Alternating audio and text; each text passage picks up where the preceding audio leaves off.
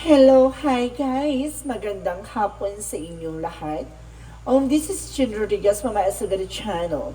A faith eater, also matarder. So ngayong hapon, natatayo na natin nagsabihin sa'yo ng ating mga gabay. So this is a weekly gabay for the month of March 15 hanggang March 21 for the sign of Taurus. So Taurus, welcome to my channel. Ano kayang messages, advices, and spirit guides ang ating masasaga for today's video? Kanino naman kayang energy or kaganapan sa buhay ng mga Taurus ang ating mahagilap? So guys, this reading is a general reading lamang, hindi lahat makaka-resonate. Kunin lamang po ang makaka-relate sa inyo and comment down below kung kaninong energy ang ating nasagap. And of course, don't forget to like and subscribe my channel and hit the notification bell for more videos update. Or kasi maraming salamat po sa mga walang sawang pag-support sa aking channel. Lalong-lalo na yung hindi nag-skip ng ads na way pagpalain kayo ng Diyos at may kapal. Siksik-liglig na gumapaw na biyayang manang balik sa inyo. So guys, let's see what is the messages, advices ng spirit guides ang ating masasaga for today's video. Angel Spirit messages, please give me information for the sign of Taurus. So, tingnan natin guys kung ano makakagila for today's video sa inyo. Kanina naman kayang hanash or kaganapan sa buhay mo ang ating masasagap. Angel Spirit messages, give me information po. So there's a Three of Cups, a celebration coming in for you. Maraming celebration na papasok dito. And there's a collaboration, no? And because there's a circle of support, no? Maraming sumusuporta sa iyo, gumagabay. So let's see. So there's a Two of Wands by the choices, no? Kumbaga may mga bagay na pagpipilian ka dito. There's choosing path or something planning.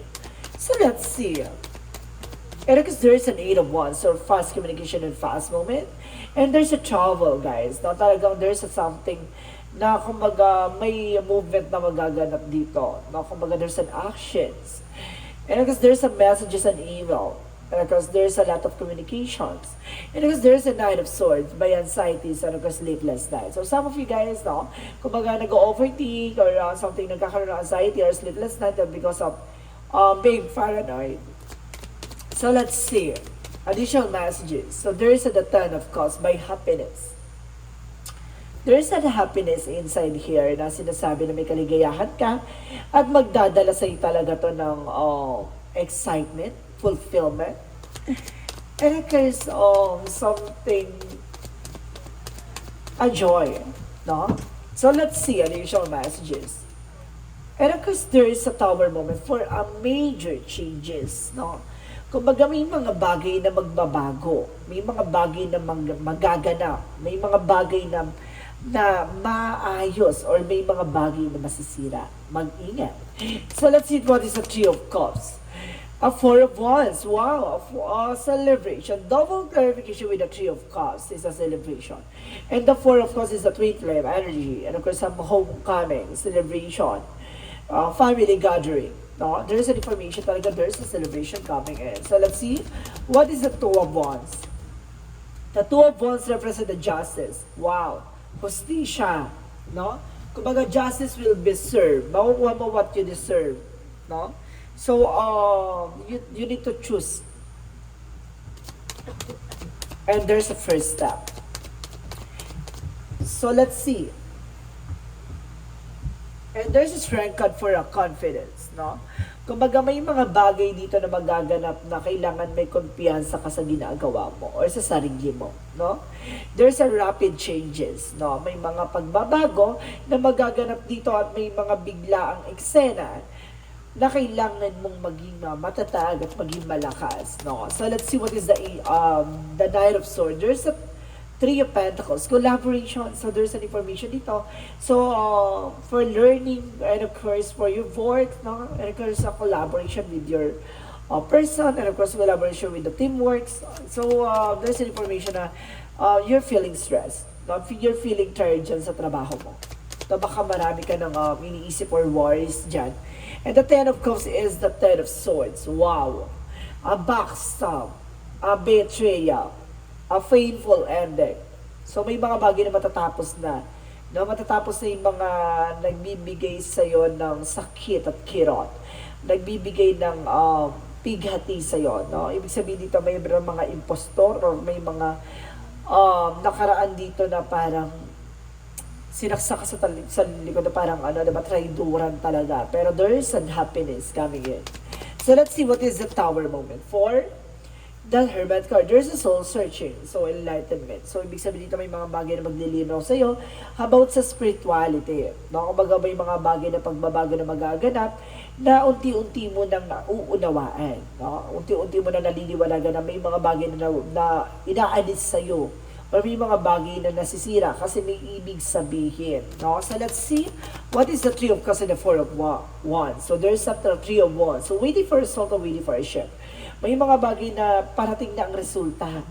No? There's a confidence and new horizon. No? Kailangan may confiance ka na itong bagong darating na eksena na to, panibagong buhay, panibagong pag-asa. The Two of Wands in the Justice, so there's a Page of Pentacles for investment. So dapat alam mo kung saan ka mag-i-invest. No? Time, finances, love life and career, so on. Dapat alam mo kung saan mo pangahawakan or being grounded, ganon. No, dapat alam mo kung saan ka lalaban. There's a justice for a balance. So let's see what is the Eight of Wands and the Strength card. So there's an Emperor. Be mature and not being grounded. No? Kailangan wala nang hiya-hiya. Kailangan makapalay mo ka. Ganon. Hindi na kauso ang hiya-hiya ngayon na kailangan mo nang baguhin ang sistema o yung personal growth or attitudes mo. The Ace of Swords is a breakthrough. No, kumbaga magtatagumpay ka dito. No, may mga bagay dito na maglilinaw sa'yo, may mga bagay dito na magbibigay sa'yo ng panibagong eksena na about sa trabaho na kaya ka na dyan sa trabaho hindi para makipagkaibigan or else, diba? Kailangan mo ng pera. So, ganun, being practical. So, let's see what is the Ten of Cups and the Ten of Swords. So, there's an Eight of Cups. Let go. No? Kumbaga, pinapakawalan mo na yung mga traidor. Pinapakawalan mo na yung backstab. Pinapakawalan mo na yung mga inggitera, no? Hindi ka na naapektuhan ng mga tao na yan. So let's see what is the Tower moment of the Hermit card.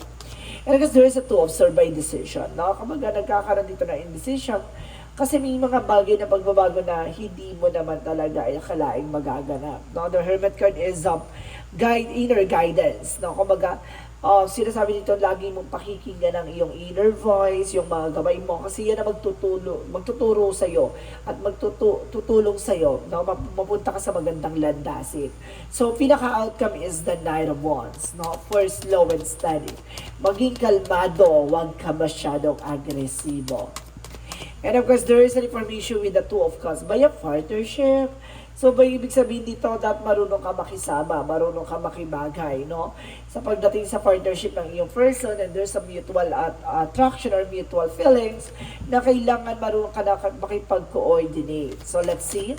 Additional messages for the love, for the career. For your career, there's a Queen of Swords, a bigger picture of yourself.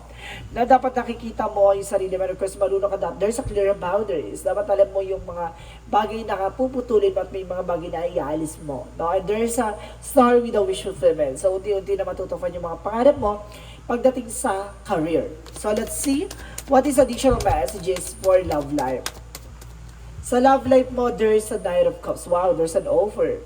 And there is a Five of Cups in reverse. So there's a moving on. No? Kumbaga, nakalaya ka na sa nakaraang sakit, kirot, no? At pigati. Ngayon, kumbaga, natatanggap mo, nakaka-recover ka na. There's an offer for a romance na nagbibigay sa iyo ng kilig at pagmamahal. So let's see additional messages for health. So there's a Six of Swords by transition. No? Kumbaga, unti-unti na nagbabago yung nararamdaman mo with the full card, leap of faith, no? Kumbaga dahil sa paniniwala at pananampalataya mo, no, lumalakas ang spirituality mo, mas lalong yumayambong ang nararamdaman mo. Parang gano'n, parang mas lalong nagiging okay, no? Nawawala yung mga sakit-sakit mo sa katawan kasi it's not an ordinary, no? Kumbaga, it's all about spiritual. No? Kumbaga, kaya kami nararamdaman kasi there's some evil plan or evil curses na ginawa sa ng tao na kumbaga, there have a protection. No? Kumbaga, may protection ka naman It's either hindi, kumbaga, hindi gaano tumatalab ang protection mo kasi that because of yung pananampalataya mo. So, ibig sabihin dito, kumbaga tumitibay na siya, nagiging solid na siya. So, nagkakaroon na siya ng compatible or combination dun sa protection mo. Kaya mas lalo siya lumalakas. Kaya wala ka ng gaanong nararamdaman. Kasi walang silbi ang protection mo kung kulang ang pananampalataya at tiwala mo. So, let's see guys, what is the magical fairy messages? For magical fairy messages, so there is an information with easy does it. So ibig sabihin, stop trying so hard, control everything, and all the doors will open to you. No, wag mo pilitin yung bagay na hindi pa pwede. Kasi may mga bagay na hayaan mong pinto ang magbukas sa'yo, no? Kasi magtutuloy-tuloy na yan. Wag kang mamilit, wag mong ipilit yung bagay na hindi pa. And because there is the marriage, no? Kumbaga, some of you, kasal kayo, or some of you, there's a relationship, and there's some higher level of commitment, no? May sabihin, kumbaga, there's a live-in partner, or something asawa, may, jowa, no? There's some information na maaaring magkaroon ng higher level of commitment. And there's a spiritual teacher. So see, there's an, parang mayroon dito paalala na kailangan mo ng albularyo or kailangan mo ng manggagamot to guide you and of course to heal you. No, kung ano yung nararamdaman mo. So let's see guys, no? What is the yin and yang oracle card?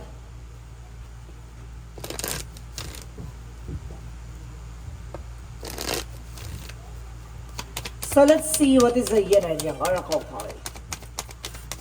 Yin and yang oracle card, there's a fear and limitation, no? Alisin mo yung takot at pangamba mo. At the end of the day, there's a pass and luck, no? Kumbaga, sinasabi sa'yo dito, maaaring nagsasuffer yung mga nakaraan, no? Maaaring, kumbaga, kailangan ng maka-moving on, no? And there's information with the distance. Maaaring may distansya, no? Yung mga nangyayari sa nakaraan ay maaaring lumipas na. And of course, there's a growth. So, see, magkakaroon ka ng growth and expansion. Papalawakin na ang iyong kaalaman, kaliwanagan, at katalinuhan. So, let's see what is the synchronicities. So, there is a ready. So, maganda ka. Diba? There is a wisdom, enlightenment. Kumbaga, bigyan mo ng katalinuhan. Malinaw na kaisipan. No? Kumbaga, masyadong matalino at masyadong maunawa itong taon ka. And there's a mother figure. No? And there's a winter. So, maaaring tagsipol or something taglamig or something na, kumbaga mayroon ditong inuulan ng biyaya ngayon. So, let's see. What is the chakra messages?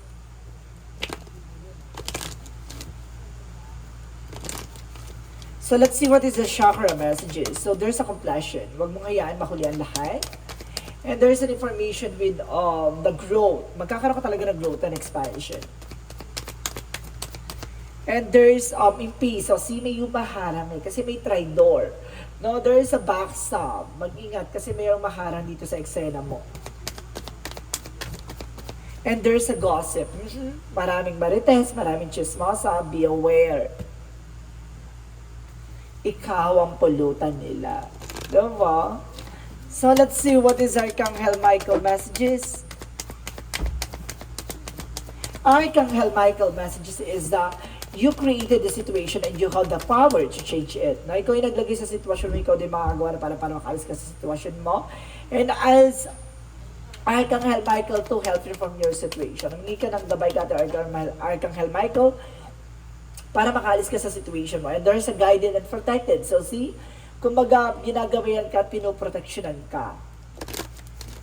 No? Hindi lalayo ka sa mga negative situation. And of course, there is a design to decide now. Kailangan mo mag-desisyon.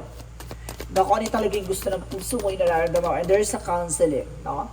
Kumbaga, marunong kang makinig sa advices. No? And there is an emphatic ear. No? There is a wise advice. And there is a practice. Enhance your abilities, polish your skills. So let's see what is the Moontology. What is the Moontology? Moontology represent communication is the key. So kailangan mo ng communication. And of course, the time to give rather than take. Mas maganda yung nagbibigay tayo ng oras at panahon Kasi ikaw yung humihingi, no? And there's a conclusion or within reach. Maaaring tama yung hinala mo, tama yung pangamba mo.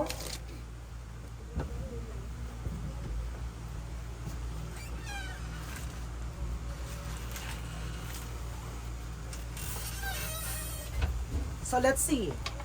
What is additional messages? For angel spirit, let's see. For angel's answer. So there is a if you believe, no? Kung naniniwala ka, no? Talagang there's some faith guys, no? Talagang sinusubukan na pala tiwala mo. And there's ask for help from others. So kailangan mo tulong ng ibang tao. And there's a get more information. Kailangan mo pang alamin, tuklasin, yung mga bagay-bagay. Marami ka pang hindi nalalaman sa buhay mo. So may mga bagay kang kailangan pang matutunan. So let's see additional messages for angel spirit. And there is trust the timing. So see, may mga bagay na hindi pa napapanahon. No, wag mong ipilit. There's a time is running, nothing running out. And there's a remember, no? There's a soul plan. So there's a destiny life. There's a fated life. So talagang may mga bagay na nakatadhana. May mga bagay na itinakda, no?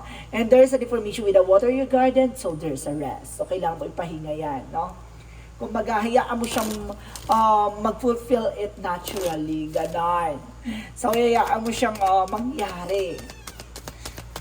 Unfold it naturally. There's an inner authority, no? Kumbaga, there's an information na sinasabi ay kang Raphael, you have the power to listen to your intuitions, desire, and feelings. So, kumbaga kaya mong, there's a support by the angel spirit. And of course, kaya mong panghawakan, no, yung intuition. No? Kumbaga may malakas ang iyong gabay dito. No? Kaya kailangan makinig ka sa inner voice. So, let's see what is the energy. The energy is the second chakra Archangel Uriel about sa finances, no?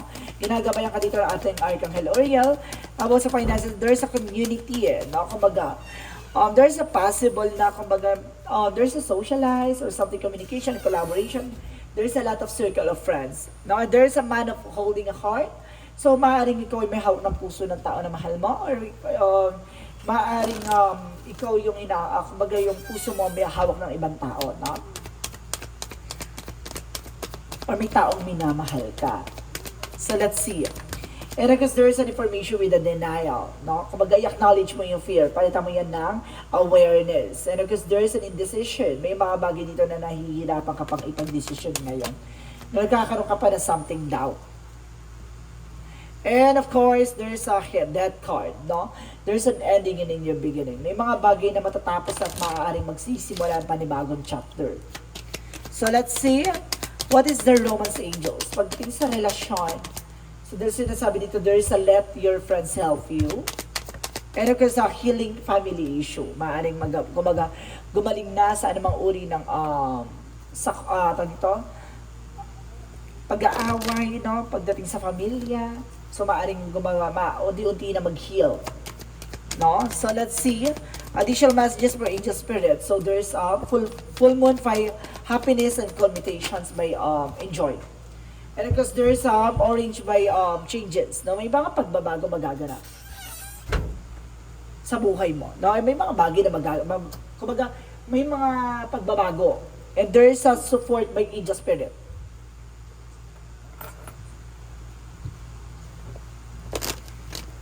So let's see what is a Jesus loving quotes.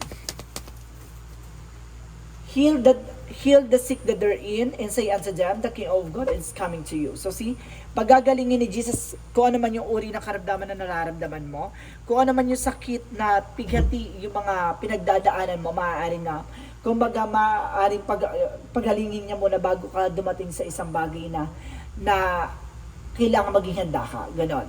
No? Kumbaga lahat ng mga bagay i-heal niya muna. Kumbaga bago niya ibigay sa iyo yung bagong opportunity na naman. Diba? Para na sa ganon, hindi ka mabigla. So, let's see what is the angel's answer. Angel's number, messages for 222, I am a balance. So, kailangan mo maging balance. Trust that the seeds of your thoughts are growing as you are nourishing them with words, feeling, and action. So, kumbaga, magtitiwala ka at maniniwala ka kung ano yung mga itinanim mo, siyang aanihin mo. So, let's see for the angel's number, additional messages. So there's a 11.4, no? There's a high vibes. Baga sinasabi dito guys, love of other happiness lurks just around the corner. It will be something much better than in your wildest dreams. A rare opportunity and exciting encounter with like-minded and people with will exceed by expectation. So talagang bibigyan ka ng kaligayahan at pagmamahal dito na maaaring talaga nasa circle na maaaring napapalibutan ka na ng pagmamahal at napapalibutan ka na ng kaligayahan. May mga bagay lang talaga na something na opportunity na ipagkakalab sa'yo. No, it's a rare. So, ibig sabihin, bihira.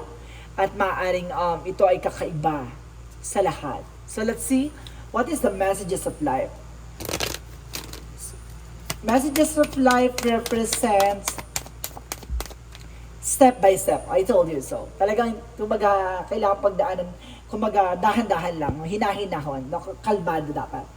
Kumbaga, hindi mo yan makukuha agad-agad. Today, I practice patience. I allow time to fulfill my goal. I understand that the wisdom is a letting go of control. I know that the true value of each situation lies in its creations rather than it's an end of result. Therefore, I allow my life to unfold step by step, inhabiting each moment to fulfill of the fullest, knowing that my soul is forever rising higher and higher to embrace the light. So see, kumbaga, there's a process and progress. Na kumbaga, dahan-dahan lang ito. Meron ka talagang pagdadaanan bago mo makuha ang rurok ng tagumpay o yung hinaasam-asam mo. So guys, this is a weekly gabay for the month of March 15 hanggang March 21 for the sign of Taurus. So Taurus, maraming salamat for this wonderful reading. So once again, this reading is a general reading namang hindi lahat makaka-resonate. Kunin lamang po makaka-relate sa inyo and comment down below kung kaninong energy ang ating nasagap. And of course, don't forget to like and subscribe my channel and hit the notification bell for more videos updated. Kasi maraming salamat po sa mga walang sawang pagsuporta sa aking channel. Lalo-lalo na yung dinigay-skip ng ads na way pagpalaan kayo ng Diyos at may kapal, siksik, liglig na gumapaw na biyayang manong balik sa inyo. Maraming salamat po and see you in the next video. Bye-bye and babush!